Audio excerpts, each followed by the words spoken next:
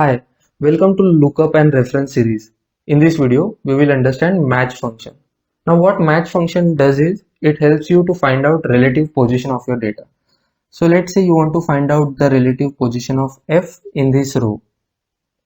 Then we will use match function. So how the syntax goes is that first you define the lookup value, which means what are you trying to search or what are you trying to match.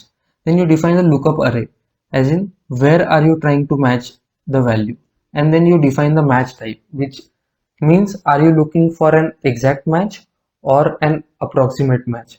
Now for this function, match type is not a mandatory input, which means if you don't enter this value, it will assume that you are looking at an exact match. So if we use match function on this column, you will get 4 as an output, because it will start counting right from names, because it is the first input, and then F falls on the 4th row, so you will get 4 as an output. Now if you are trying to consume the output, it may not really be useful for you, but the moment you nest this function with another formula, you will realize its potential. So now let's take a simple example to understand how to use match function.